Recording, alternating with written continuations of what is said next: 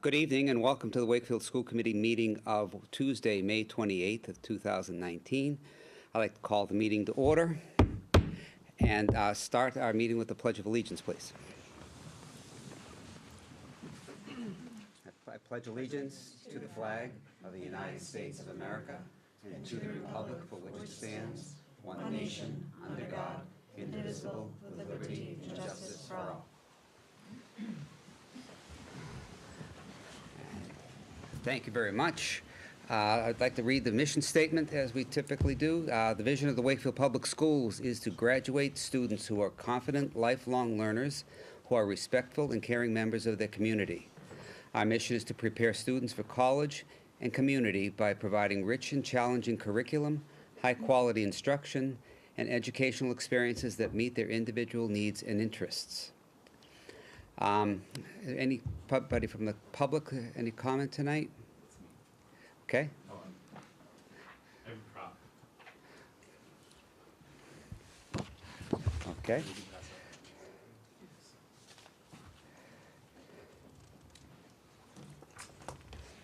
Can I cash this? You can.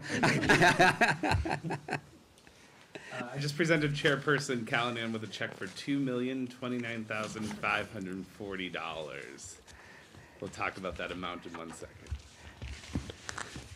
All right, so my name is Will Carvin-Yaris, and I'm the president for the Wakefield Education Association, and I also hold a number of roles here at the high school, including special education teacher and the advisor for the theater program this year.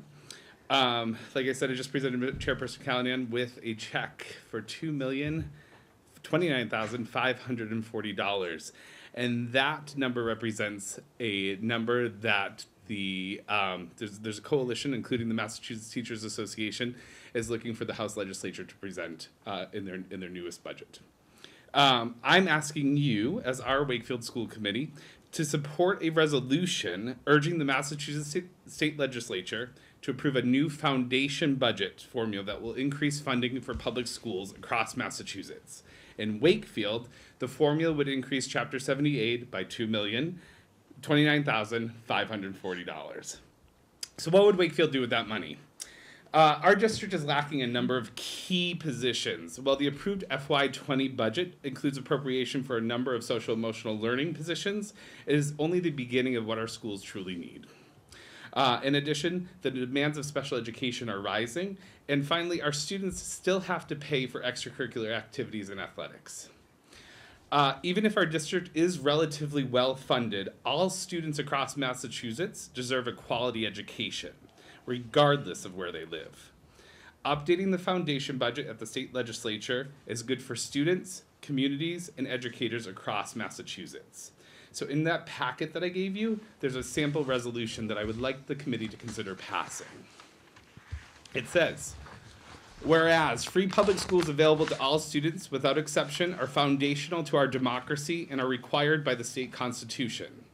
And whereas all of our students, no matter where they live, deserve high-quality public schools that teach the whole child and provide them with a rich school experience that addresses their academic, social, and emotional needs.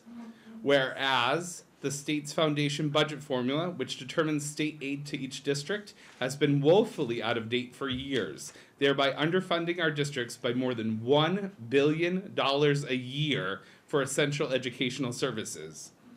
And whereas an updated foundation budget formula would bring Wakefield up to $2,029,540 in additional state aid each year, allowing this district to move closer to providing all students with the education to which they are entitled to as residents of the Commonwealth. And whereas the legislature failed to pass any foundation budget legislation in the last session, leaving districts, educators, and students without the funds necessary to support the schools our students deserve in every district in the state. Therefore, be it resolved that the Wakefield School Committee urges the legislature to approve and fully fund a new foundation budget formula. So to close, I am asking you to join the more than 100 school committees and municipal boards across the state to vote in favor of this resolution and to transmit a letter expressing your support to our state legislatures, the Speaker of the House, the Senate President, and the Governor. I'd be more than happy to take questions, but I can't during public commentary. Correct. But we can do talk is about this put later. this on our next agenda for discussion. That's been the goal.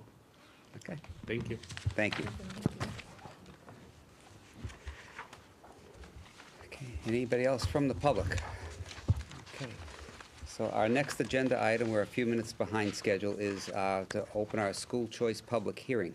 We have a motion, please. Move that the school committee open the school choice public hearing. Is there a second? Second. Okay, motion's been made and seconded. This is our roll call vote. Ms. Boudier? Ms. Fortier? Yes. Ms. Vickers? Yes. Ms. Purcell? Yes. Mr. Callahan? Yes. Ms. Guida? Yes. Mr. Flynn? Yes. Okay, so our school choice hearing has opened. Most people probably know about school choice, where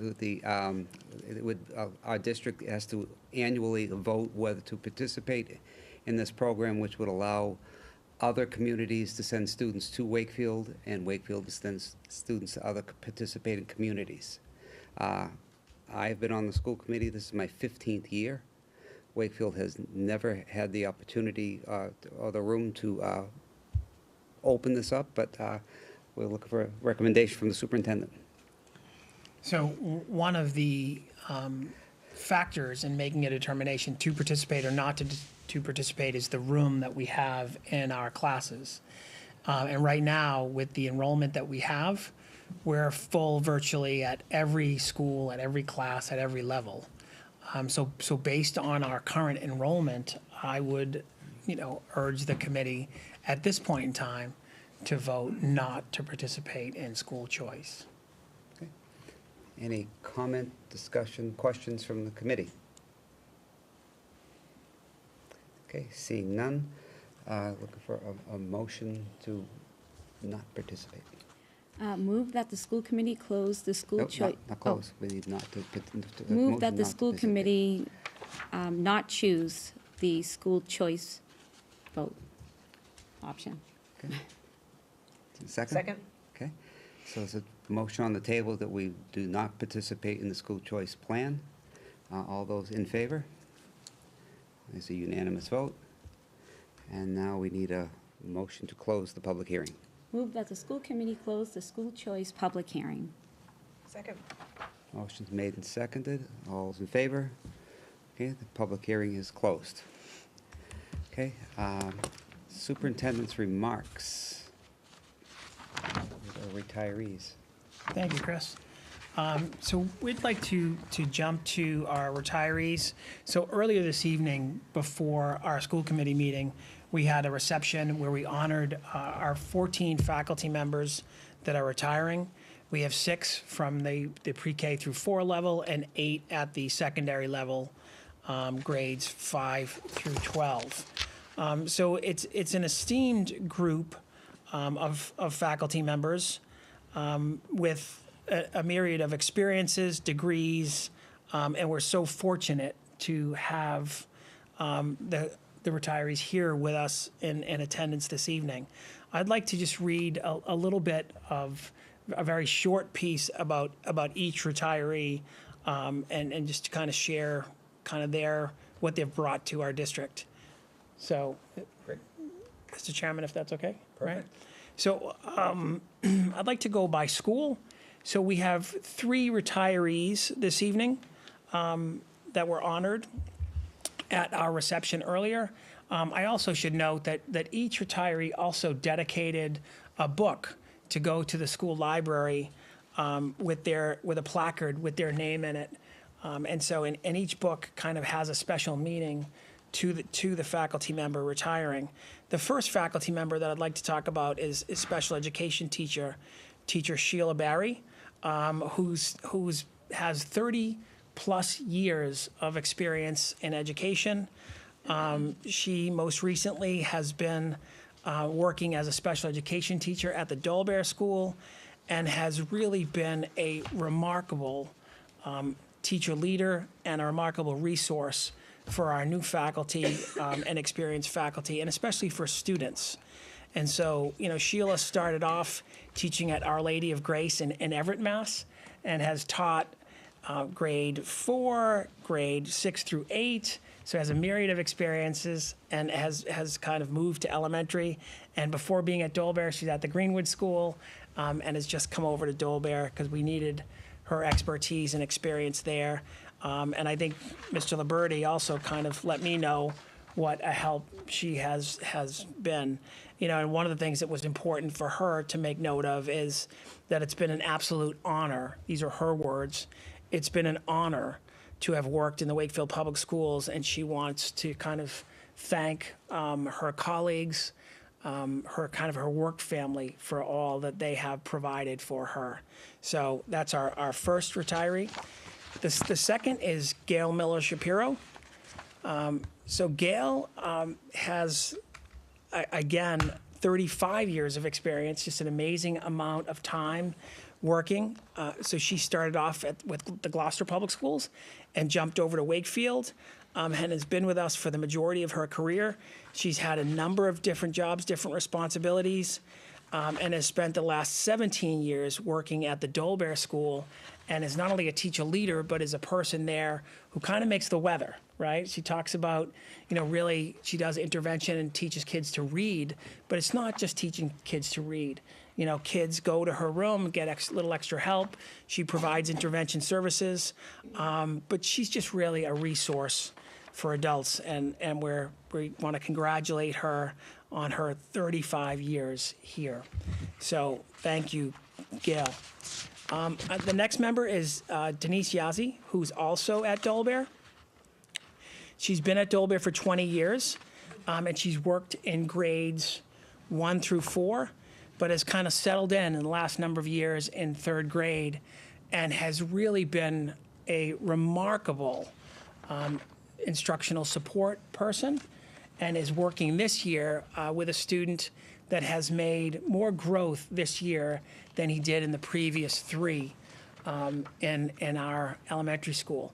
And so a few years ago, we were concerned about this student's growth and development, and Denise has just provided this student with such clear guidance, love, and care that he is absolutely thriving.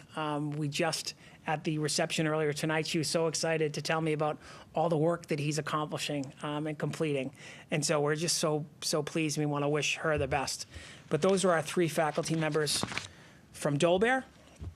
We have 2 faculty members from the Galvin.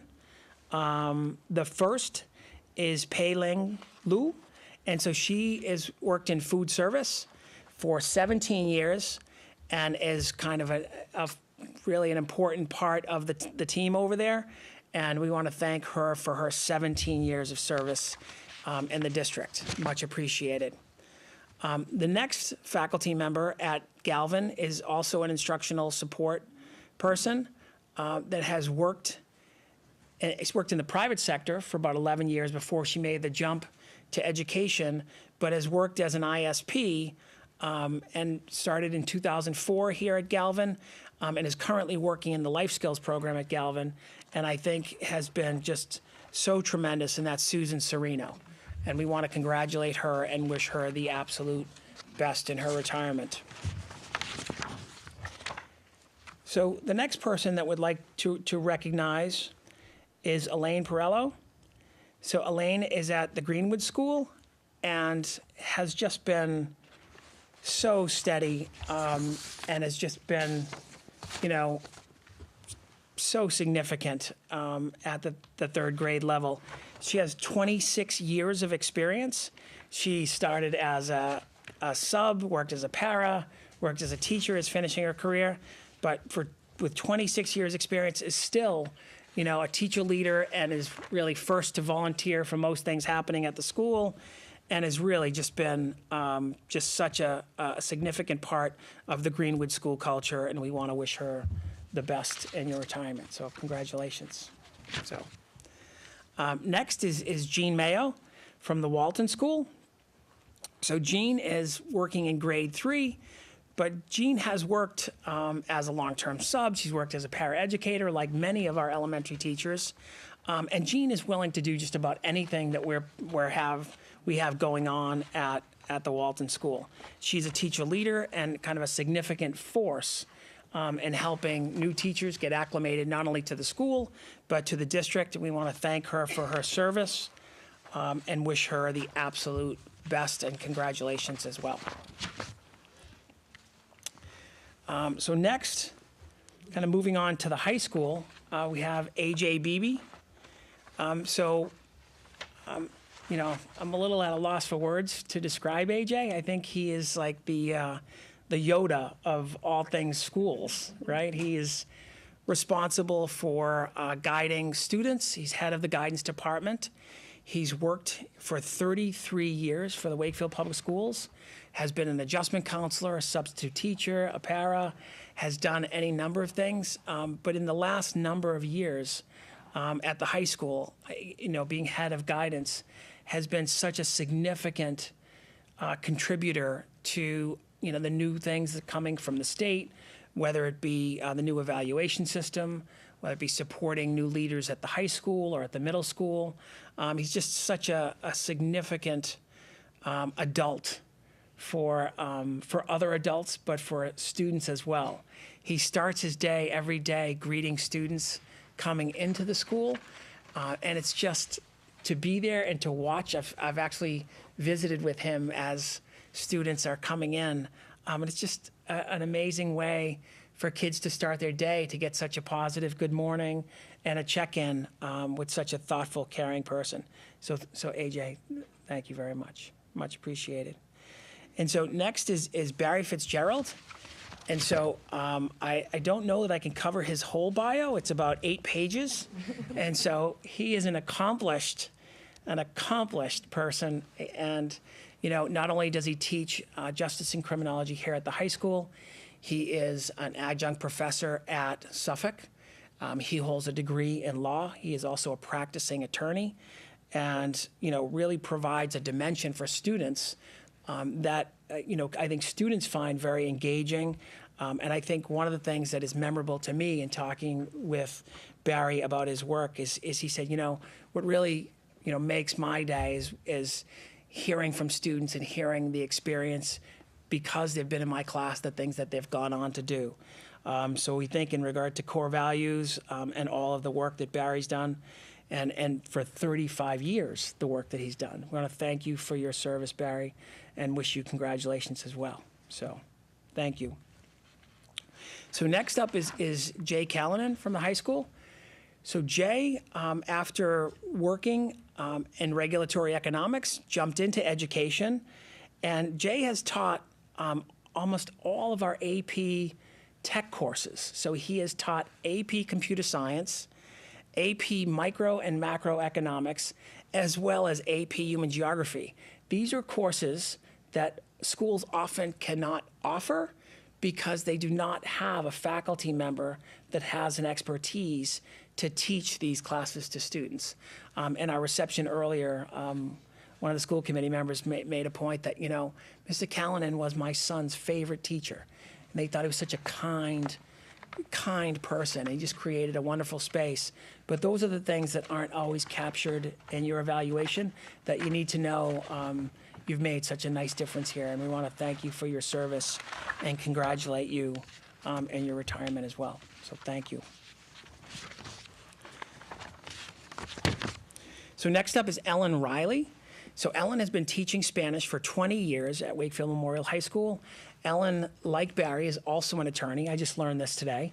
And has had a full other career in commercial real estate outside of teaching, which is so impressive. But Ellen holds 3 degrees and has been such a leader in the foreign language department and the world language department.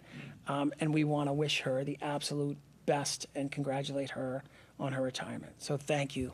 Thank you, Ellen.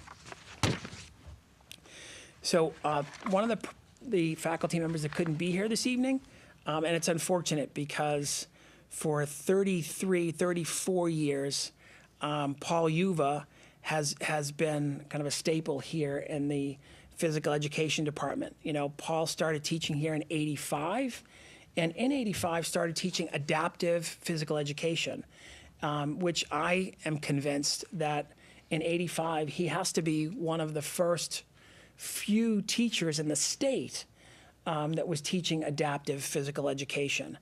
You know, Paul has been a coach, a teacher, a go-to for students, and has created space for students in physical education where students have genuinely loved to be part of his classes and have had really just tremendous fun in their school day. And so to Paul, we want to wish you the absolute best and congratulate you on your retirement. Next up is Joanne Ryan. And so Joanne began teaching as a paraprofessional in 2 kindergarten classrooms. You know, she's worked like some of our other teachers in different roles, different schools, but has worked as a para, has worked as a sub, and has, you know, landed and has made such a nice difference kind of teaching at the Woodville School. And so she's so dignified. I was just at Woodville this morning, and she was just stopping to help a student that was not in her class, but she's just walking down the hall and just stopped to help someone because she's just so remarkably kind, and she's going to be sorely missed at Woodville. So we want to congratulate her as well. Gail Weddick, who for 20 years was in business before joining kind of our education community, started at Doyle in 2001, and then in the last 5 years has made the jump over to the high school where she supports math and science as an instructional support personnel, and she will be sorely missed, and we want to wish her the absolute best in her retirement. And I think that's it. Am I missing anybody? I don't Yeah. think so. I hope not. No, I think that does it. And so to all of our retirees, I can tell you I'm a little jealous that it'll be a little quieter in the fall for you all. But I will say that the years of experience that you have brought to our students and to other colleagues will be sorely missed. So we, as a group of administrators, so I'm speaking on behalf of the principals, assistant principals, and leaders, the instructional leaders in our school system, want to genuinely thank you. And from the school committee, we want to genuinely thank you for your service and wish you the absolute best in your retirement. So thanks. I also would like to express the gratitude of the school committee. When I look at all of these resumes and bios and the vast knowledge that we're losing, really. I just did a little quick math, and we have over 300 years of experience retiring this year. So No pressure. There's certainly not going to be any replacing anybody. Well, hopefully, anybody coming along is going to have the energy to make an attempt to fill these shoes, and I can only hope that they do as well as you all have. So thank you again. Well, thank you. Do we have time for a quick photo, or oh no? Sure. Okay. We're on camera. The retirees and Doug and I will take a photo. Oh, okay. Okay. Sure. Please. If all the retirees can come up this way. Just you two, right? Don't get nervous.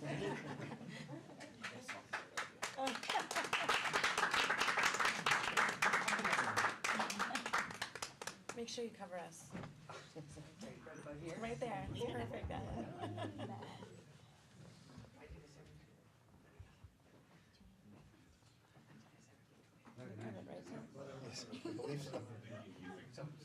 No, No, we want thank you you. covered. We want you to be there.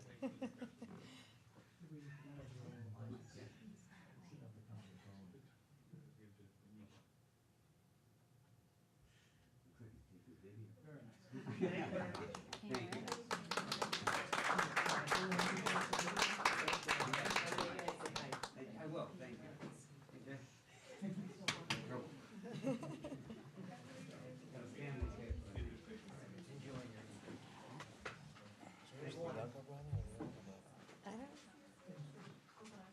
I don't know. Chris, are you younger or I know. younger? I hope we're I not. haven't done committee assignments yet. Hopefully we took a break. Much younger. They asked me if I was older or younger than Jay. They're in trouble now. Yeah. So am I continuing on you with can superintendent's agenda? certainly, sure.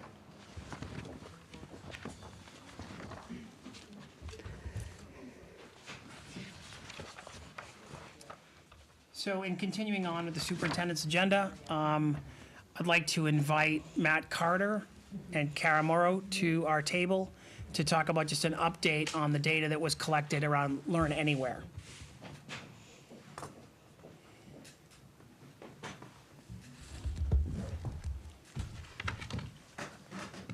Great, good evening. Nice to see everyone. So Matt and I tonight, our presentation will be pretty brief. We had presented, we were trying to remember back to the timeline of our last presentation. We think it was around December, where we presented a more comprehensive update around the work of our Learn Anywhere subcommittee. Tonight's presentation is primarily based on the recent survey data that we had pushed out to students, families, and staff. Just to recap our committee and the process, for those who weren't aware, we've had this committee together since the beginning of the school year. We emailed various stakeholders, parents, staff, to see if there was interest in being part of the committee, and then we selected members just mainly based on their experience with the program and the interest they had in seeing the program improve, highlighting what was working well. And we think that we got a nice, diverse group of parents, educators, and administrators. We met 5 times over the course of the year, with some emails back and forth as well, follow-up questions. Around April, this past April, following, we had only one Learn Anywhere day this year, which was different from our last year, which was, I believe there were 6 last school year. We worked together remotely to put together surveys to send out specifically to secondary students, elementary students, secondary parent guardians, and elementary parent guardians, as well as staff. And so we all worked together to refine those surveys and got them out in April. We sent a couple of reminders and tried to get as many responses as we can. And at our last meeting in May, we reviewed primarily the parent guardian data. That was what we spent the bulk of our energy on, just seeing what we got back for results and what we thought we needed to do moving forward. So thank you for having me again here tonight. So I'm going to go through just really quickly kind of the data points from what we collected. We sent out 5 surveys, 1 to staff, and that was just collected as a whole. We sent out a secondary parent and guardian survey, a elementary parent guardian survey, and then an elementary student and a secondary student survey. So 5 in total. Our overall completion rates varied. It was good to see kind of a similar number, in fact, an exact number, for the staff feedback that we received. And again, I just kind of want to reiterate too that this is based off of one day, so it's really hard and tough to make kind of overarching sort of decisions based on one day worth of a program. So I just kind of want to put that out there just for everyone to know right off the start. One snow day, correct? One snow day, Yeah. correct. Yes, thank you. So of the 174 surveys, 72% came back from teachers. 78% of the teachers that reported the percentage of work completed was at least similar to a standard school day. And then 89% of teachers reported that they were very successful or mostly successful communicating with families during the Learn Anywhere Snow Day. We used a 4-point scale. I know there's a lot of theory out there about using a 5-point scale and having a neutral option. We did choose to go with a 4-point scale this time, just so we had people kind of land on one side of the fence, right? It's either very successful, successful, mostly successful, or not successful at all. So that was kind of our thinking behind that, and that's just to give you a little background information in terms of what we were thinking with that survey. The elementary parent guardian data, so we, last year we were able to get 445 responses. This year we were able to get around 300. I'm not sure kind of the exact reasoning behind that. It could be kind of a response rate to last year, having 6 days, this year having 1, not feeling as though it was as urgent of a conversation maybe. But anyway, interesting information nonetheless. And there's no rhyme or reason necessarily why I picked out exact pieces. These are just conversation pieces, information for you to have, and information for us to kind of look at and monitor from this year into next year as well. 64% of parents and guardians reported that their child could locate their Learn Anywhere assignment independently. I think this is an interesting sort of piece of feedback, right? This includes our pre-K, K, 1, 2, 3, 4 students. So in looking at that, a Learn Anywhere day can look very different. Learn Anywhere snow day can look very different for a pre-K or a K student compared to a 3rd or 4th grader, right? Just generally speaking, kind of that responsibility, the ability to kind of do things independently. So that was something that the committee saw come through on the survey. 39% of parents or guardians reported that they did not know if their child received feedback on assignments. Again, this is something that we talked about in our committee room. What does kind of the difference look like between an elementary experience and a secondary experience? Is it necessary to receive feedback on every piece of information you do? Does this question necessarily even apply, you know, at the elementary level? So just, again, just something that we talked about kind of behind the scenes.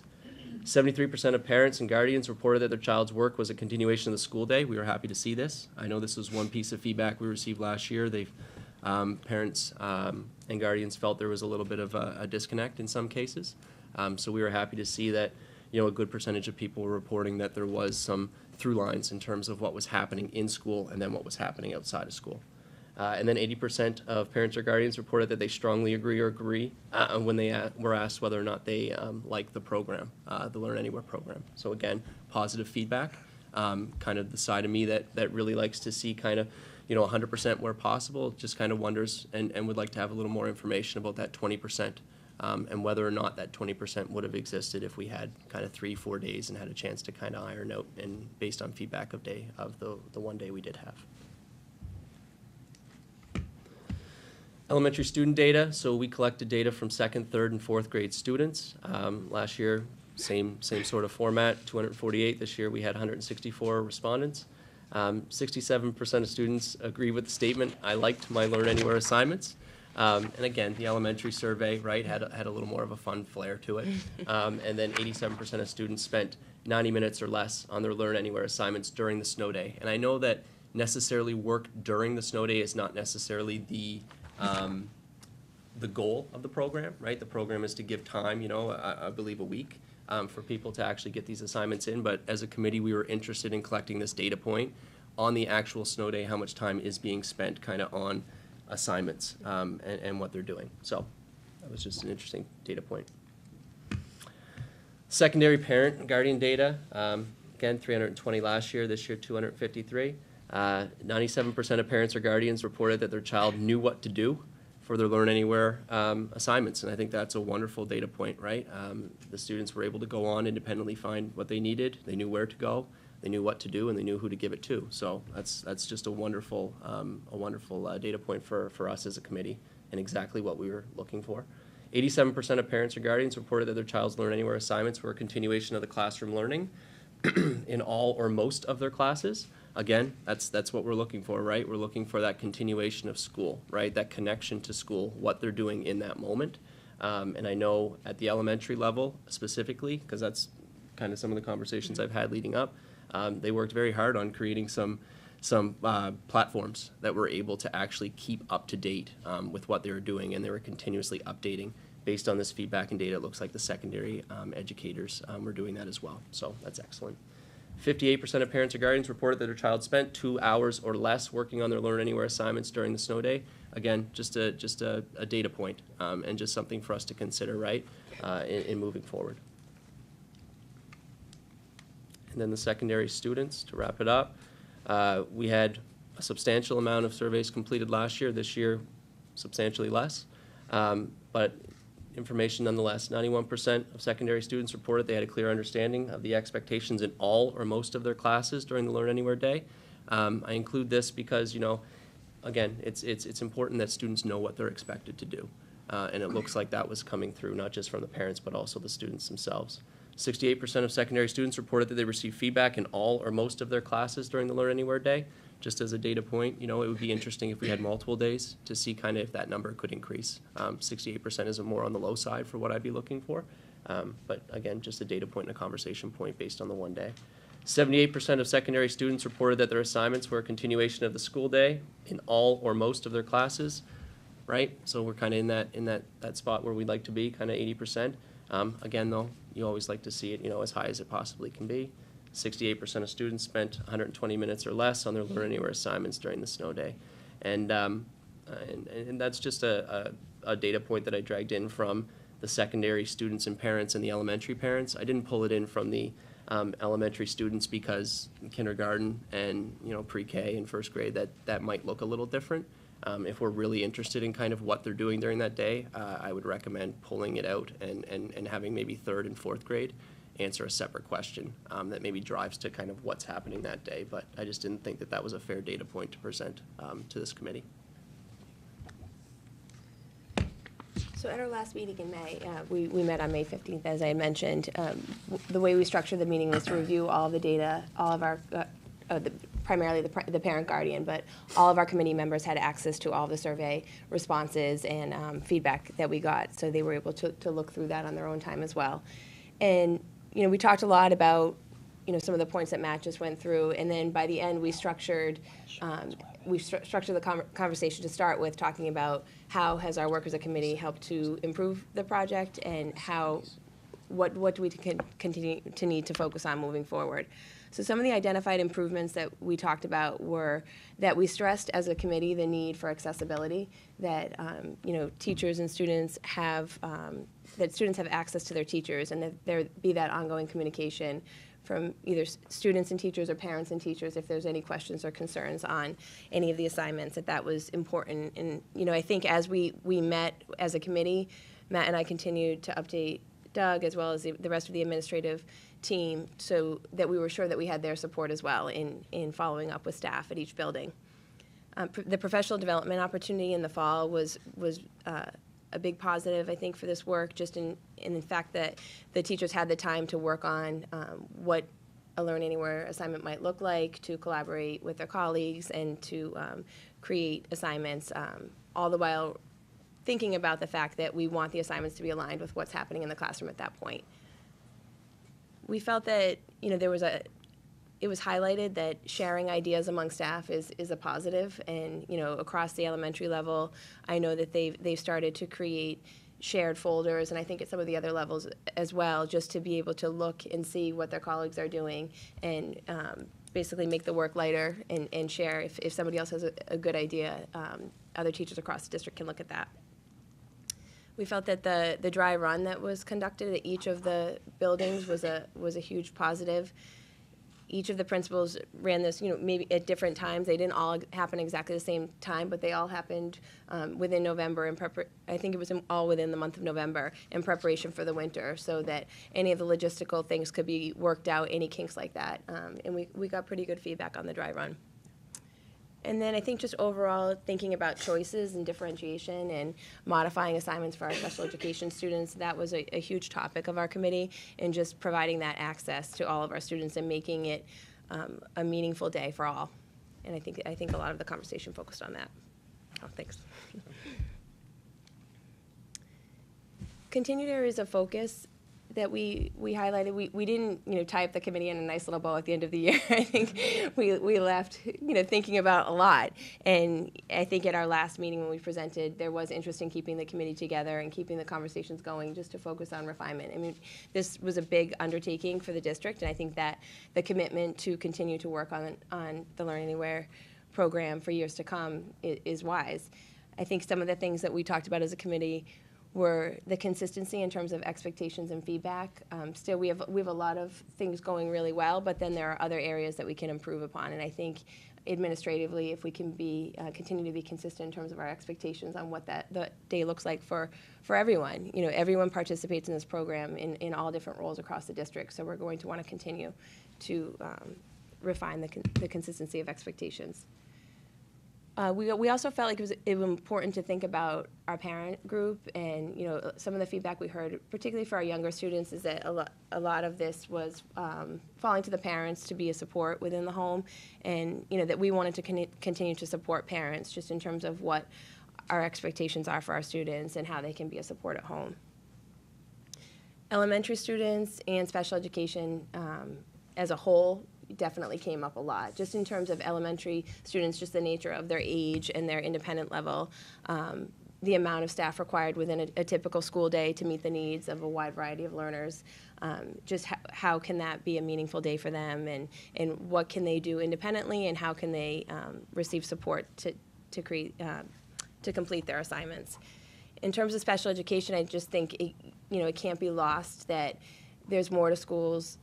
There's more to school than academics, and that the loss of peer interactions and the loss of that structure within a day, I think a lot of families, not just special education families, but a lot of families rely on that structure and that in the support that the students receive from staff. So that was just something that we were left still thinking about.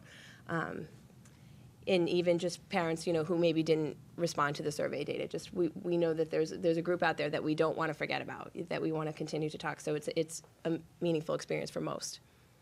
And then I think the last point that we left with was just thinking about that maximum number of days. As Matt had mentioned, this year was 1, last year was 6. There was much more response and conversation last year when it was 6. This year, people seem to be okay, with 1.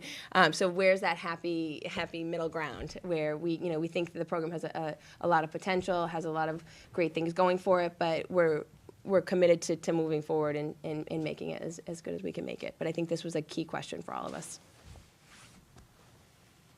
I hope that covers everything. If there's any questions at this point, like we said, we just wanted to. Questions from the committee? Comments? Colleen? I just wondered if you created a specific survey for our students who receive support services. And I know that was a group that we were zoning in on in terms of concern with not having the support at their homes. So, and do we see any improvement? I know it was only 1 day again, but from 2018 to 2019, do we have any data? So we didn't create a special education specific survey. We did, is that what you mean? Yeah, I wondered if you were able to, maybe just a subgroup of in each of those different. If I'm recalling the survey, I think did we identify? We decided not to Okay. do We that did. this time. Yeah. Just because based on the information we were going to get back, Right. It wasn't going to be a reliable data point. It's tough with the, again, with the 1 day. So it is something that the committee talked about, and it's something we're interested in doing, like actually collecting that kind of more fine-tuned data. Right. But in this case, it just the 1 day kind of really impacted our ability to kind of make those decisions. We did feel, though, that, just the conversation on the committee that was then extended out to administration and teachers, and, I've worked with the special education department on this as well, just talking about the need for compensatory services as they relate to Learn Anywhere days, and that there are certain therapies or specialized instruction that can't be made up or can't be delivered through a Learn Anywhere model, so that we would continue to make up those services within the extended year program. So I think that, for me, was a positive. Absolutely. Thank you. Yeah. Did the committee make any recommendations around continuing with Learn Anywhere? Or, I suspect we'll have a conversation. I feel like we've had a couple of years of piloting this. And then I suspect we want to kind of formalize it and create a policy kind of thing. So I was just curious if there was a. So I think I don't think our mandate was that recommendation piece. Okay. My understanding is that it was voted on to be continued for, I believe, another 2 years.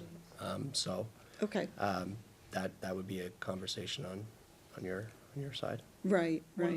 One of the things, Ann, that we did do in the vote last year was to continue it, to move from a pilot, which was last year, to continue it with the caveat that we would create a Learn Anywhere focus group and kind of have it headed up and kind of represent a cross-section of the community in different areas. And I think that Kara and Matt not only complement one another remarkably well. But I think that the survey and this presentation represent the voices of the parents and the stakeholders that were on that committee. So I think one of the things that we hope to do is to continue this focus group, and as we learn more and as we kind of develop this program, to continue to kind of make public areas of growth and how we're responding to that. I can tell you with some degree of confidence that the work that's happened here with this Learn Anywhere focus group has informed, we're on a working group with the Department of Education, informing other districts that are looking to develop the same programming. And the feedback that our parents have given, the feedback that has come from this committee has informed the work at the Department of Education and other districts that are also looking to get into this space. But that's just a quick piece, so. I guess I just feel like we should have a policy or something in place, right? Or something that formalizes this as a program. We did take that vote a year ago to have it for 2 years. Right. So I guess I was thinking that would be kind of like the pilot, and then we would then decide at that point.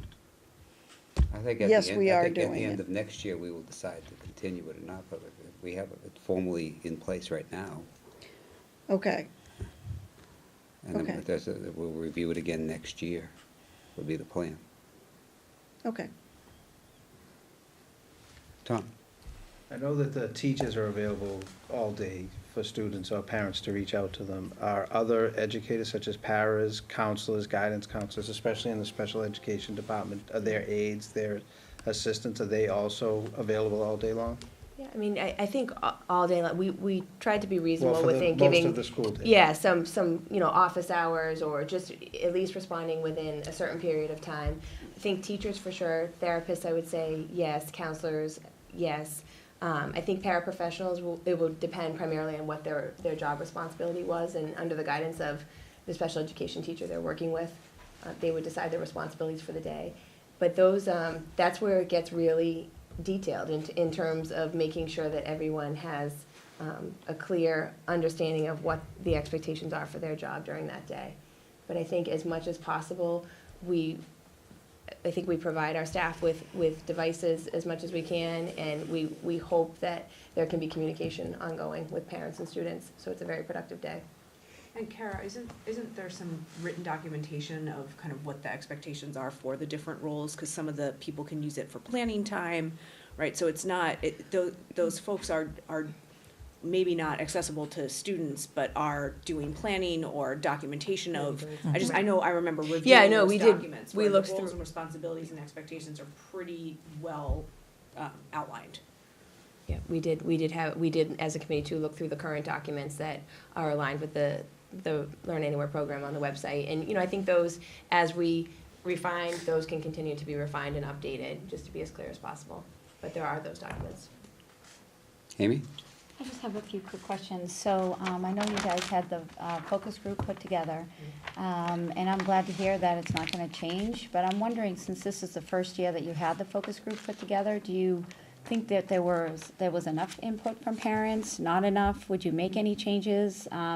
And I wonder what you think the year would have been if we had 4 or 5 or 6 snow days. So, and I also think that the data that you collected, it will be interesting to see what next year brings, because if we have another big snow year, we'll have a lot of information and data to,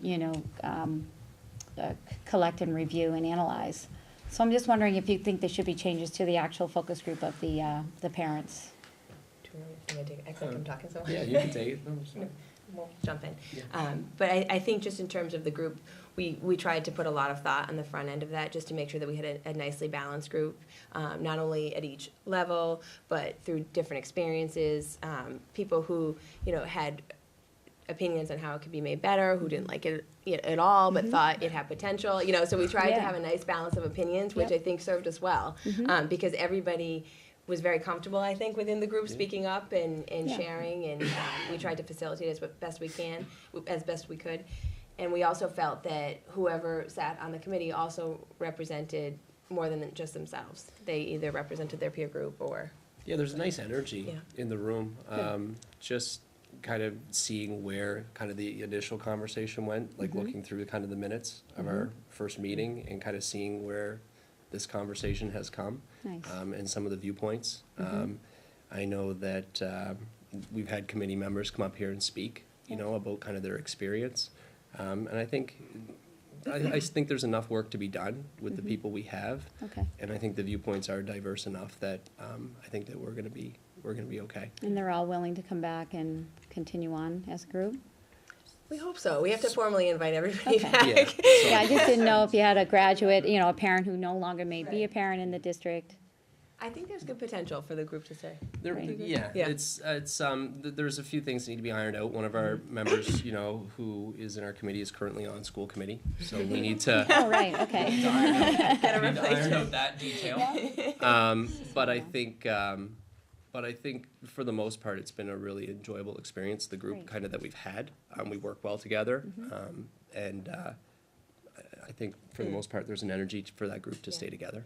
And in terms of the parent feedback, I think the survey data is helpful. We played around with timing, and but I do think the number of days played a role in terms of how many people were interested in filling it out. I think last year it went out in June, and this year we made an effort to. We wanted to get it. You know, life got into the way. We're trying to get it in, out to everyone right after the snow day, which was fresh in everyone's mind. But we got it out about a month or so afterwards, so it was still. And I think it would have been nice if we did have multiple days, like Yeah. if we had have had one in January, to put a survey out in January, kind of collect that information, Yeah. and then see kind of that difference as Right. it kind of. And maybe next year you'll have that opportunity. Right. So that's kind of the game plan that we went into kind of when we met in October and November. That's what we had originally planned, Yep, and then kind of as the year progressed, no snow. it's just what we were given. One more quick question. Please. So I have 2 kids in district, and I feel like I only received 1 survey for my child. So I just wasn't sure, and they're in the same, no, they're in 2 different schools now. So I just wasn't, should I have received 2 or Are did they I? they're both secondary though? Is Yeah, that- so So that's why. you would have gotten the secondary, right? Okay. So what Same. happened was, and this is on me, I'll own this one, you could have just filled out the survey twice, but I did not Okay. articulate that. Okay, So I did have people reach out to me and say, I have 2 students, Yep. and I simply said, please fill it out Okay. twice. Because in the survey, you could select what grade your Yes. child was in. yep, So for one survey, you would select grade 8, and then for Okay. the next, select grade 10, and it would have Okay. came in as 2 separate surveys. it would have been 1 more parent survey on. There you your go, data. right? That's the number, there you go. Here's the difference. Yeah. Thank you so much. Thank you. Thank you. I just, there's one piece of this that's jumping out at me that is kind of concerning, and a lot of the students talk about less than 90 minutes, and then some of the secondary kids were less than 100 minutes, whatever it was. Does that threaten our ability to call this a school day? So I think according to the working group at the department, no, because it's not it's the quality of the work and how students are engaged and what they're producing, right? And so even talking with teachers about some of the assignments that are being created, you know, when students as young as early elementary are creating content, when they're creating ways of learning, you know, and they're doing it in shorter amounts of time, but they're engaged in ways that they aren't in school, right? So this for me brings me, and I think the conversation back to the tenets and the principles of what Learn Anywhere is, right? So Learn Anywhere is in place first of all, it's a work day for adults, but it's also an opportunity for us to think about, because we know kids learn remarkably well outside of school, right? We know that they pick up a cell phone or pick up different devices and are able to learn adaptively in remarkable ways. So for us, it's an opportunity to try to figure that out. And we're seeing some of the content that the kids are producing, and when you see it, yes, it might not have taken the number of minutes in a school day, but it is something that they never could have produced because they would not be engaged in that way, or it would not intersect with a personal interest in a way that they are able to do in our Learn Anywhere days. So, so this is, this has layers to it, right? And so, when the governor says, inclement weather, we want you to stay home, right? They can say that to adults. So, does that mean everyone but school teachers can, because we want kids to come to school so that we can send them to school?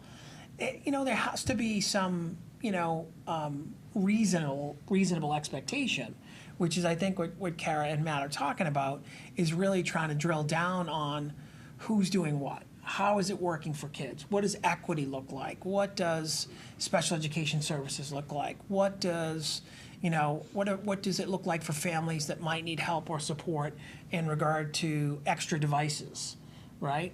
Those are things that are all things that we hope to address and will be able to, I think, the more we do this.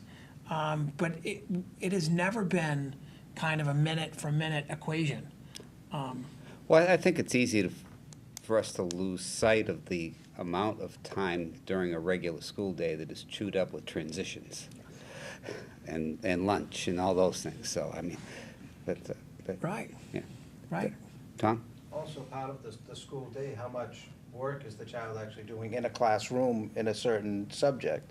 Most of the minutes they're being taught to, the teachers teaching them, and then part of that classroom, they're actually doing some work. So that's the work that they're supposed to be doing at home that day. I think this is a big, what Tom just said, hits the nail right on the head. It's when you look at the ratio of time that kids spend engaged in creating content, creating work, creating written work, creating videos, showing their learning in different ways, and making that work public, and also getting feedback on that. Kids are now, in making their work public, are getting feedback from their peers in ways that they would have never gotten while sitting in a class, right? And it has encouraged our students and our teachers to do things and create things that, I'll be honest with you, a year ago we never thought that we would be doing. So the kind of the growth that's happened here is significant. Again, I'm not minimizing for a second the attention that we need to pay to the issues around equity. But I think Tom's words are really critical in kind of having this be part of every conversation when we talk about Learn Anywhere. Because it's not just for snow days. We're having the same conversation around what does learning look like in the summer, right? How can we support students in the summer? How can we engage them in regard to content that they're passionate about in the summer? How can we engage them in different ways to participate in their summer reading or summer math? Maybe for the next survey, maybe a question also could be, how much do the students reach out to each other during that snow day, Learn Anywhere Yeah. day, where they're communicating with each other to help each other or learn from each other? Yeah. Maybe that would be a question that could be on the survey. Yeah, we know. And they do. Yeah, I was gonna say, Absolutely. Tom, for teachers that are figuring this out, kids also like to get feedback from their peers sometimes more than the adults, and respond differently. When a student responds and they'll say, what you did with X, Y, Z was awesome. They often don't get that kind of recognition and feedback. So I think it's something that we're doing more of, but a lot of it is rooted in this idea of making work public. But Yeah, and just to note too, like the spirit of the program is not necessarily to complete the work that day, but the conversation in our committee was, we wondered how much work is actually happening that day. So that question is bore out of a couple of pretty deep conversations about what exactly is taking place on that specific day, and that's where that information and data is coming from. Don't get me wrong, I am totally behind this program. I don't want to communicate something that doesn't really reflect the whole program. That's a data point we've got to be careful about without something to offset it. Yeah, so, in my mind. Colleen? I was just gonna add, I was in at the 8th grade, is going to DC next week. And so Adam and a couple of other staff members were talking about the program and appropriately used a Learn Anywhere language, because absolutely when the students that are able to go on the trip are experiencing DC. They are learning anywhere, everywhere, right? And I think it's like, it's really exciting to see the mindset be fostered and sort of see that progress from us talking about it to our students, to our community members and parents, you know, to really like just broaden, you know, how we think of learning, right? So that, you know, I think when they're little, like they're absorbing everything, they're so excited, and then you know, as you get older, you might lose a little bit of how, you know, we can learn in alternative ways. And I feel like this program is really exciting because I think it brings that back, that energy to, you learn everywhere you go, you know, and here we are talking about it and supporting it. And, you know, when I was at the meeting the other day, and, you know, of course we know that, but then just the mention of it is sort of like, of course, you know, and here they are experiencing everything right in front of them, you know, in a way that they couldn't normally. And I know that's a special trip and all that, but, you know, it's definitely the same mindset, right? Yeah. Susie? I just want to make a couple comments as a member of the committee, the subcommittee. I think there's more work to do, right? I think that we know that there was a big nut to crack when we came into this. There was some concerns around consistency, communication, expectations, feedback, and we went after a lot of those, right? And I think we feel good about having made progress in a number of areas, but that's one of the reasons that you guys want to keep that committee together, which it is a very diverse group of parents that I feel like you've got elementary, you've got special ed, you've got middle school, you've got high school, and then you've got administrators and teachers who come with a different perspective. And it really balances nice, and I certainly learned a ton being a part of the group. But I think that there is more to do, and there's so much data, right? We spent an hour plus kind of wading through that data, and I wish we had another 2 hours, right? And because I think there's a lot there of elementary versus middle versus high. I think middle school kids, this program is really great for middle school kids because they're independent enough, the workload isn't that huge, but I think there's stuff still to be figured out on the elementary side and the high school side, and that's the goal, I think, of keeping the group together, is that we can kind of just keep improving over time.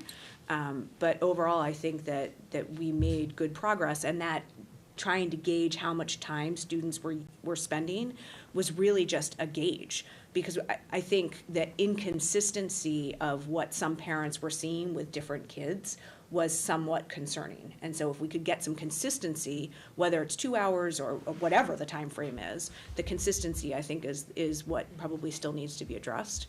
So I think we made great strides. I think the majority of the folks will probably come back because they were really engaged and everybody showed up at every meeting. So I think there's still good work to be done, but great work done so far. So it's been a pleasure being a part of it. Great. So just one more note, I can't agree more, and I think qualitatively, the relationships that you, Matt, and Kara have made with parents, I think has kind of engendered a degree of trust, where when we look at data, we see, you know, I think you can almost feel like there's less anxiety jumping off the page around what does this mean. I think people are concerned, but I think that they feel heard, and I think that they trust the two of you and your commitment to improve opportunities and outcomes for kids. And I think that, but you've done that by really creating a space that has really allowed parents to voice their concerns and feel heard. And so I agree with Susie's words completely. So I think we can't thank you enough for your efforts in those areas. So thanks. Okay. Well, thank you very much. Thank you. Kristen? No, so Michael just has an update. Okay. So I just have two more items, and I'd like to turn it over to Michael Pifferling just to give an update on our IMAs for food service and post-academy. Okay. Currently, we have two intermunicipal agreements with Reading Public Schools, or the town of Reading. Actually, they're intermunicipal agreements, so they're really not between the school departments, but within the towns. One is a IMA for our food service director. Reading and Wakefield share Kristen Morello. She's a just a dynamite food service director. She knows her stuff inside and out. So we're fortunate to have stolen her part-time or half-time from Reading. And then I say that with jest, but she's available to us 24/7. She's just a great asset. And having Lisa Brown down there with her, who is our full-time employee for Wakefield, it just balances really nicely. So that's one of our IMAs. That IMA is in place through this entire next year.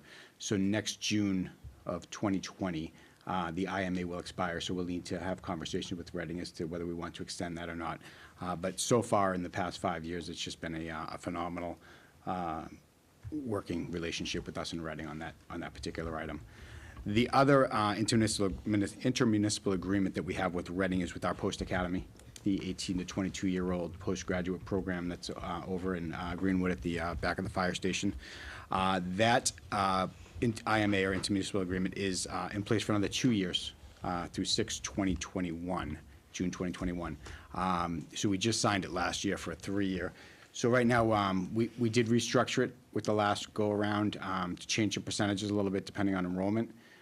So that kind of helped us stay in the game. One of the key factors, though, was for the first time this year, we were able to bring in another student from another community, so that community is actually paying tuition. They're not part of the intermunicipal agreement, but they are tuitioning a child into our Post Academy program. So that was one of the goals that we had set when we first opened Post Academy 4 years ago,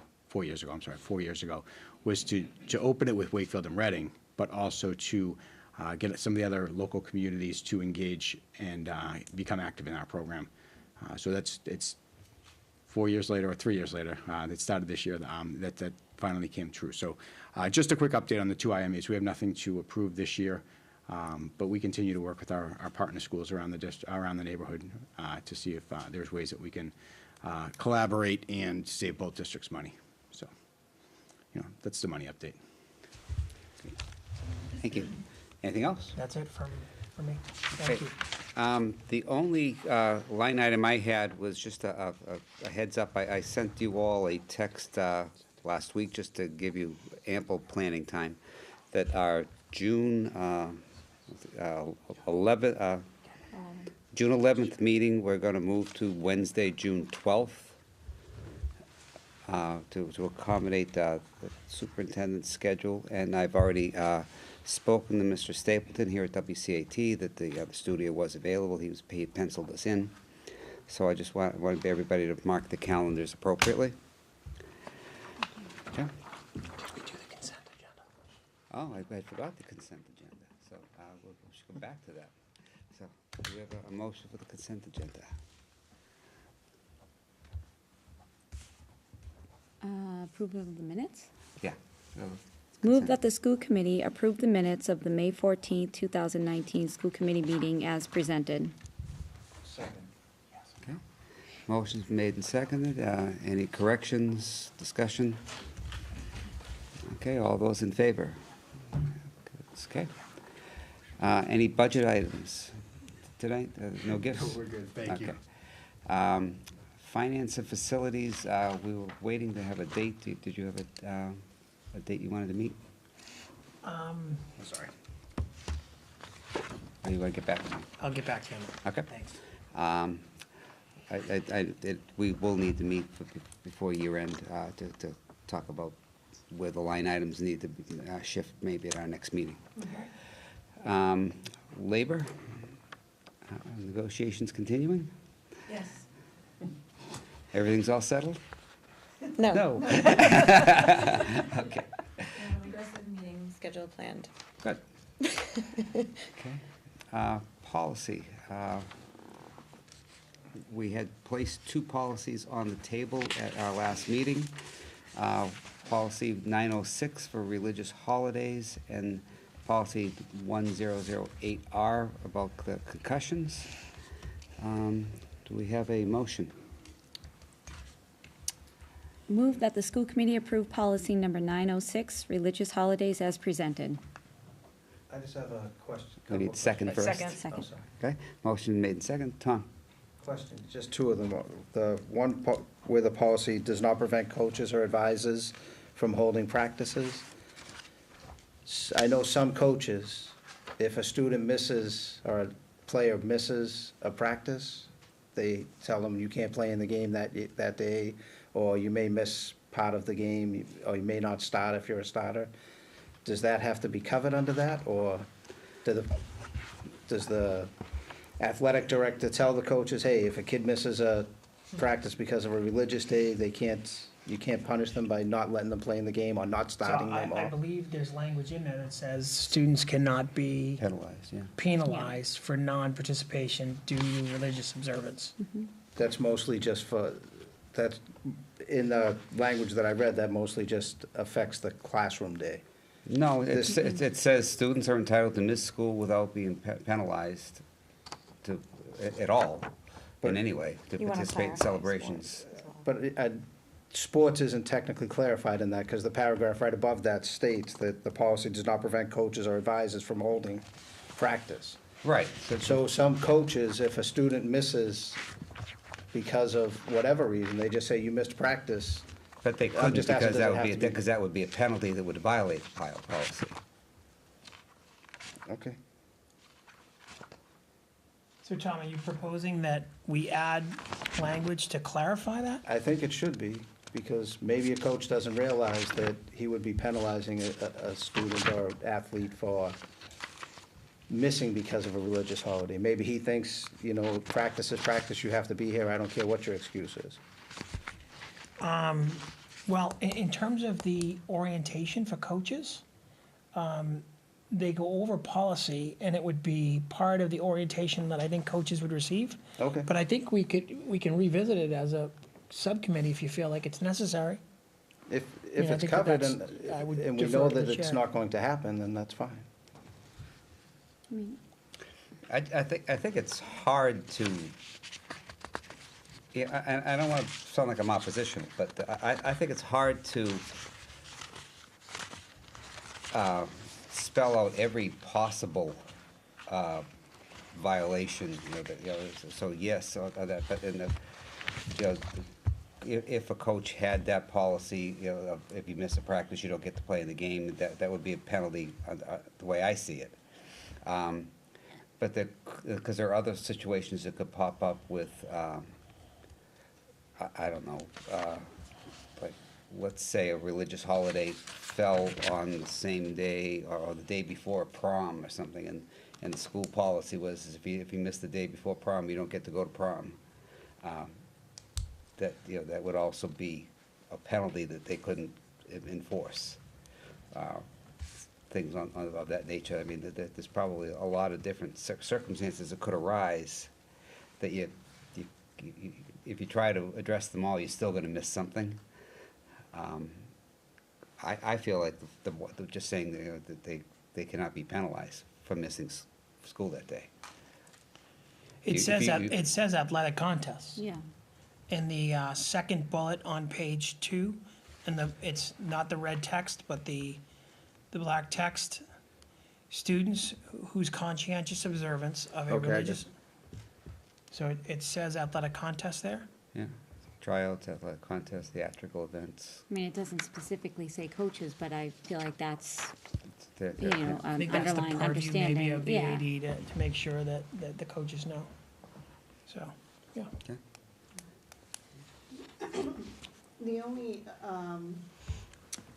The only wonder I have around athletics is, I guess, just sort of making sure that our athletic director, or whoever is the scheduler, is sort of aware of the holidays. I remember last year having to,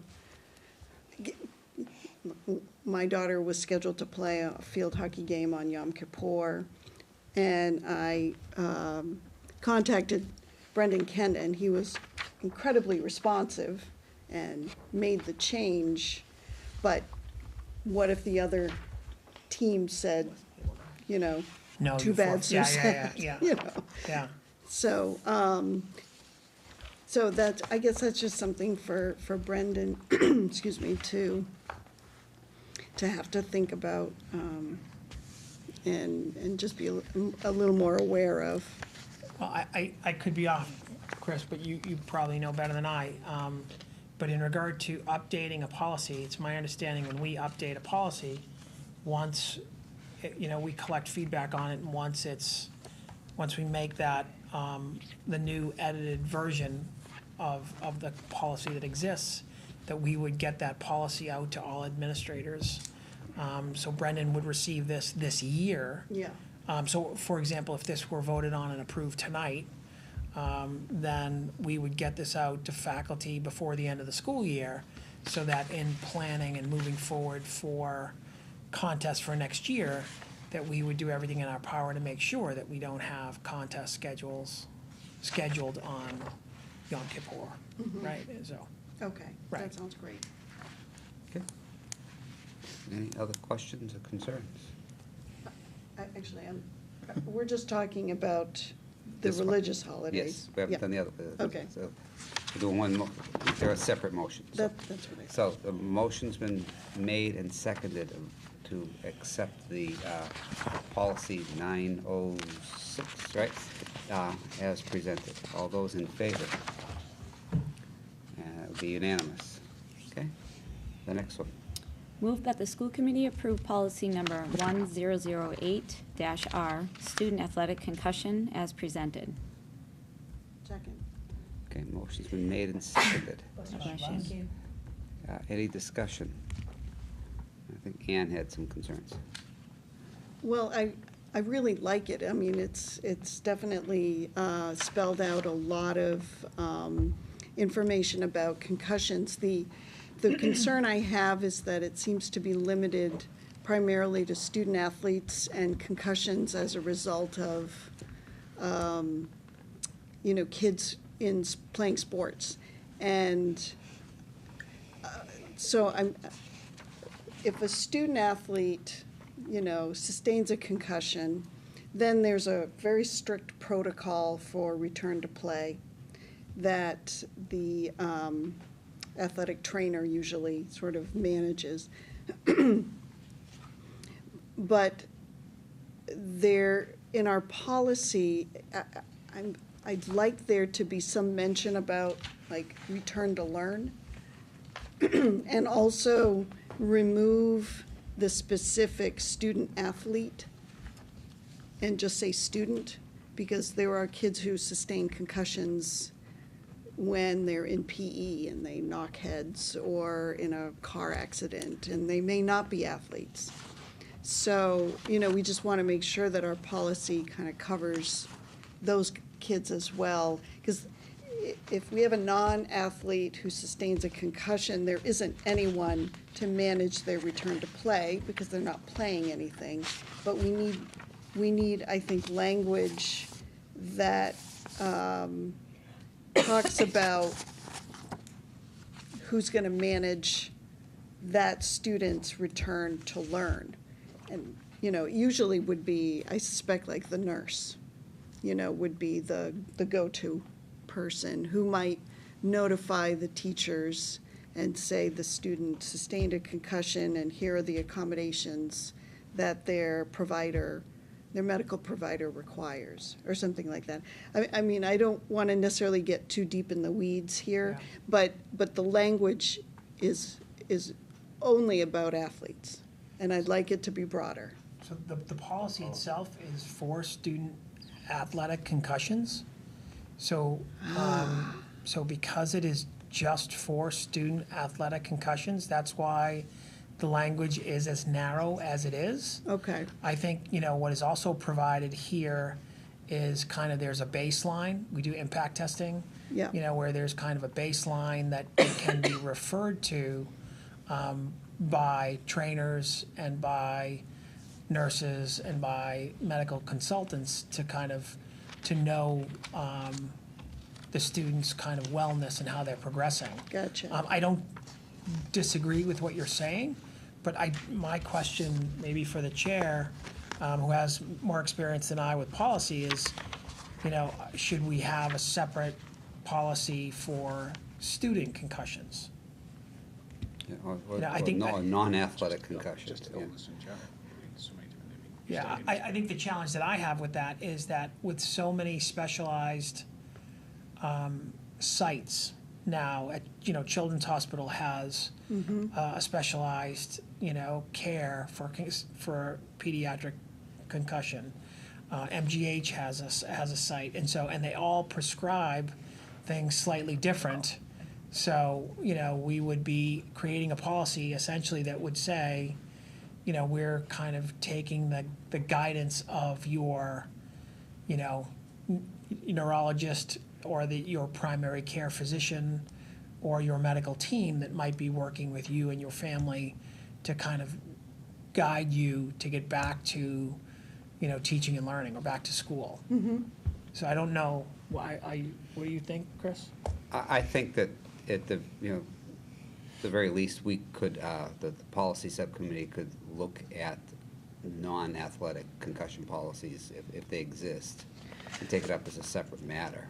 I mean, I suppose we could, although, I totally overlooked the fact that this was specifically about student athletes and concussions, so, but I wonder if there could be just some language that at least acknowledges that we're not just concerned about whether they can get back out on the field, because it's whether they can get back on in the classroom, and sometimes those things don't happen at the same time. More often than not, I think in practice, if a student has a concussion, they have accommodations made for them academically through the principal or whatever But the academic accommodation, in my experience, becomes way ahead of the athletic accommodation. I mean, the conversation with parents and families, through guidance, through the nurses, through principals and their assistant principals, usually focus on, the question, what does your child and family need to help and support you to get back to school, to participate in learning? And so that is the first question before we talk about athletics. But maybe, I like the question. I like the question, and I think we can get some response on it. But Tom was ahead of you, okay? It's probably been answered. You make accommodations if a doctor sends a note Yeah. to the school saying no the student questions- has no a questions asked. concussion, he needs to do A, B, C, and D before he can come back, correct? And so A, B, C, and D happen without question. Right, because they can't make concentration issues. So, Yeah. Amy?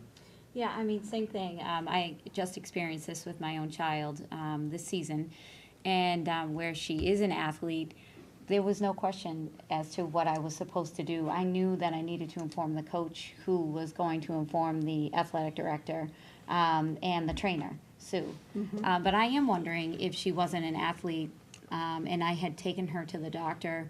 I'm wondering if there would have been a loophole, with who I would have contacted, and I felt like she was very well cared for, and her care was going to be covered on all levels, because the trainer did contact the guidance counselor and the nurses, and they had protocol in place in case she needed special accommodations.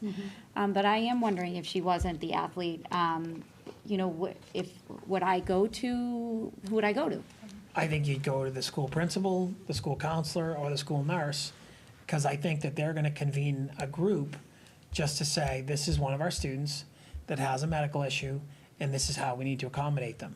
That's kind of the inner circle. Then it goes out to teachers that have that student in their schedule that might say whatever it needs to say in regard to accommodations A, B, C, D, E, right? So if it says modified day, modified schedule, that happens. If it says modified workload, it happens. If it says, we need, textbooks at home or whatever it is, I think that the administrative teams, along with the nurses and counselors, are really expert at creating individualized plans for kids, medical care plans to help support whatever guidance that we get from a primary care or from a neurologist or specialist. And I'm not that familiar with the handbook page by page, but I'm wondering if there is some language in the general handbook about making sure, covering that medical piece with concussions or head injuries. Maybe it's already there. Well, Why doesn't the policy committee investigate that? Okay. And report back? Yeah, I guess if, I don't think that holds this up. I Right, don't right. think so, although, I mean, I think it would be important to just have some language in there, even if it's just an acknowledgement that it's not just about returning to play. It's about returning to school and returning to learn. Well, do you have something you want to insert?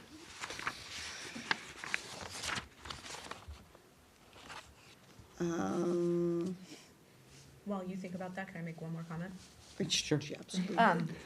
I think of policy as being a way to protect people from, I want to make sure I use the right words, protect and guide decision makers in this case, when to allow kids to come back to sports, right? And so as a parent, if my child has a concussion that they got outside of school and outside of sports, it's my responsibility to come to the school and talk to them about what the doctor said.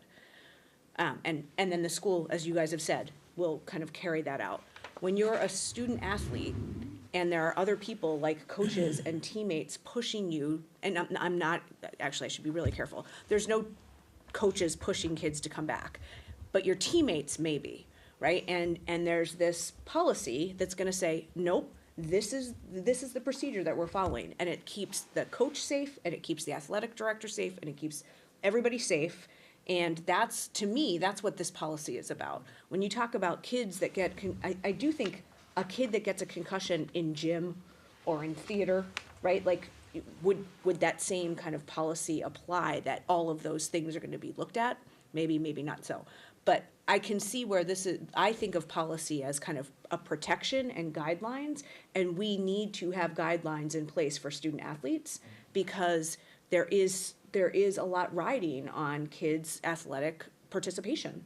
And so that's how I read this. I think it's interesting to think about kids that may get a concussion in school, but a kid that gets concussion outside of school, they're gonna come in with a care plan and the school is gonna just execute against it. And I don't think we have to have a policy around that. So to me, I think this is a very straightforward, like, I'm a student and this is the way that it needs to be handled. And then maybe we get the nurse's opinion about whether you need a policy for any other kid that gets a concussion at school. Do we need a separate policy? But this one's very specific about what needs to happen as an athlete. Just to build on Susie's point, I was just thinking about, like, you know, our younger students and they're participating in youth sports outside of Wakefield Public Schools. So this policy may seem to be more specific to our high school students because their athletics are so tied to Wakefield Public Schools. And I was just thinking, like, you know, our younger kids who are playing for Wakefield youth hockey, say, you know, the policy, there isn't a policy for that, but they do come in with their doctor's notes and whatnot, and then you work with the teachers and the nurse, and sort of plays out that way. But this seems very specific to our high school student athletes, and kind of bringing in all of what Susie said with, you know, whatever pressure they might be feeling, and then just gives a blanket response to how we're gonna deal with it. Because there are pressures, you know, and there are pressures to, you know, individual students who wanna get back to play themselves, right? But nope, this is what we have to adhere by, and this is what we're gonna do. And that's the way that I was looking at it, but I do think that it's important to look into that piece of, you know, concussions that do happen in school. You know, I think that they are appropriately dealt with, but maybe it's something that we need to talk about, right?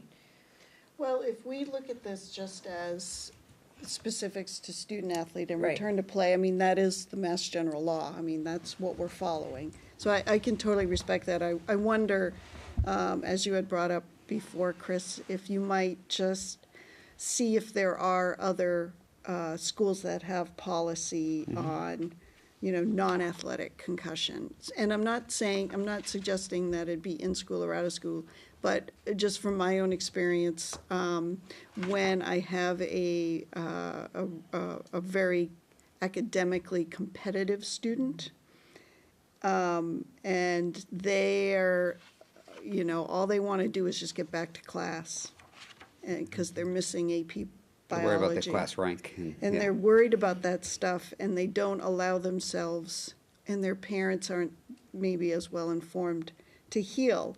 You know, if there's I don't know if it's an appropriate policy to have, but I'm just curious if there are other schools that have something like that. We certainly could look at that. Yeah. But So- again, I do feel as though that interferes with this, so I think it's a separate issue. I think it's a separate issue, because this one is very, as Susie pointed out, it's very, very specific, and I totally get that, Okay.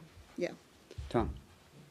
The school, I'm assuming, the department has a policy on students who are injured in school, correct? I would assume. There's a procedure that has to be followed if a student is injured in school, including concussions, broken legs, broken arms, concussions, whatever. So I don't think it lists all of the specific things, but I do believe that Okay. there is a guideline, yeah. Okay. Yeah. So the motion on the table is to approve the policy 1008R. All those in favor? Okay, motion passes. And Judy, can you just put the other stuff on for a future item? Okay. Okay. And go back down. Last but not least, student services has not met, right? So, all right, so we've already talked about next meeting date is June 12th. Any future agenda items? I wasn't sure if it was here or Yeah. during my comment. Yeah. So I attended the State of Hate in Massachusetts presentation last week, and I know you were there also. That was put on by the Human Rights Committee and the ADL. It was a presentation that talked about kind of just what's going on in Massachusetts, in our schools, in our communities, specifically around anti-Semitic incidents, is generally where the ADL focuses. And I was there with a friend of mine who's Jewish, and we were chatting a little bit about kind of what had happened at the Galvin last year, and how well she felt Adam and administration had handled that situation. And in fact, the ADL talked about a peer group, I can't remember what they called it.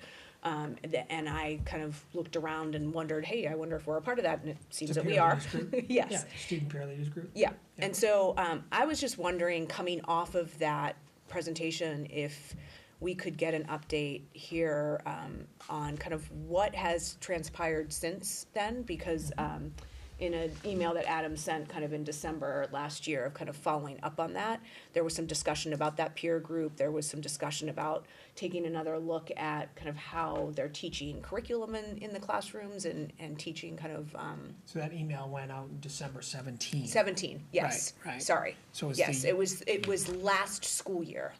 Right. So it wasn't last year, it was the So the December 17-18 before school year. last.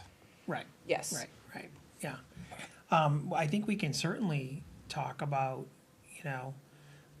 the state of hate and kind of what's happening throughout the state, and also in other kind of districts. Right, Reading has, And other communities, Reading is one, not to single out Reading, Yep. because, It's happening no everywhere. one is exempt. Yeah. If we're being very candid and honest. But yeah, I think we can absolutely talk about what our student groups are doing, what those groups, what that looks like in schools, what it looks like with students working with other students. Yeah. We can certainly kind of update people on that work. okay, Yeah. great. Yeah. Anything else? Okay, school committee comments. Tom? None, thank you. Colleen? I want to wish our seniors just a very successful and memorable senior week. I think know their prom is tomorrow, and I'm going to be at senior night photographing if they let me. So it's a really exciting time. I know we all went through this. Anne is going through this year with her daughter, so it's a really exciting time, and wish them a wonderful graduation, and to be safe and take care of each other. Okay, Ann? Thank you, Colleen, for the pictures you'll be sending me. Right, yeah, all night. Yes, I also am happy to wish congratulations to the class of 2019. Looking forward to graduation and seeing them all receive their diplomas. It'll be great. Thank you. Yeah. Susie? I've got nothing. I also just want to congratulate 2019. Looking forward to graduation as well. It's always such a great event.